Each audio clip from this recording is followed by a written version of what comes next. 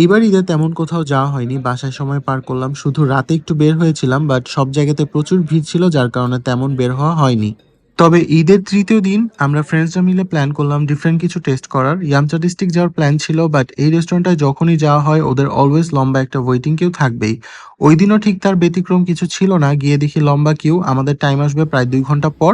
এরপর ডিসাইড করলাম এটা অ্যাভয়েড করে খাওসান চলে যাই, থাই ফুড ট্রাই করি, যেহেতু আমার স্পাইসি কিছু খাওয়ার ক্রেভিং হয়েছিল।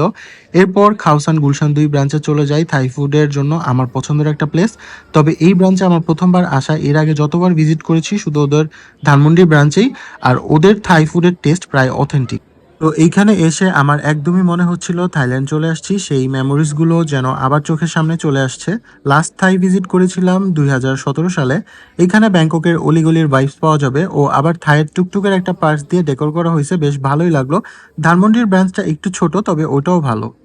যাই হোক, এবার খাবারে চলে আসি। আমার ফ্রেন্ডসরা সবাই সি ফুড রাইস বোল নিল, শুধু আমি নিয়েছিলাম স্পাইসি চিকেন বেসেল, যেটা জেসমিন রাইস দিয়ে সার্ভ করা হয়।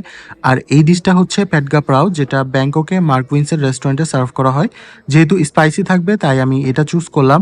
এছাড়া ওদের আদার্স অপশনগুলা আমার অলরেডি টেস্ট করা ছিল, তো অর্ডার করার সময় বলে দিয়েছিলাম স্পাইসি লেভেলটা যেন হাই থাকে, লাইক মার্ক উইন্সের রেস্টুরেন্টে যেমন স্পাইসি লেভেলটা সিলেক্ট করা যায়। সেদিন অনেক রাশ ছিল, যেহেতু ঈদ বলে কথা, তো খাবার সার্ভ করতে প্রায় 30 মিনিটের মতো টাইম নিয়েছিল। রাইস বোলগুলো দেখে ডিসঅ্যাপয়েন্টেড হয়ে গেলাম, মানে সি ফুড রাইস বোলের প্রাইস ছিল 595 টাকা ভ্যাট সহ, যেটা অলমোস্ট 600 টাকা থেকে একটু বেশি।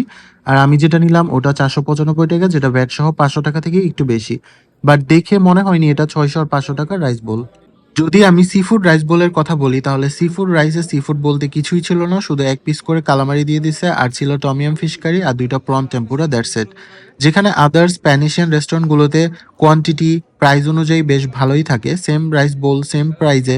অন্য রেস্টুরেন্টগুলোতে আমি দেখেছি রাইসের সাথে 2টা কারি দেওয়া হয়, প্রন টেম্পুরার সাথে ভেজ টেম্পুরা দিয়ে থাকে। সেই হিসাবে আমার কাছে সি ফুড রাইস বোল একদমই ওয়ার্দি মনে হয়নি। আর আমি যেটা নিলাম ওইটা 500 টাকার রাইস বোল মনেই হয়নি, মানে চিকেন 100 গ্রামের বেশি ইউজ করেছি কিনা সন্দেহ। যাই হোক, যেহেতু গুলশান এরিয়াতে রেস্টুরেন্টটা, সেই হিসেবে সব ইগনোর করে একটা ড্রিঙ্কস এক্সপেক্ট আমি করতেই পারি।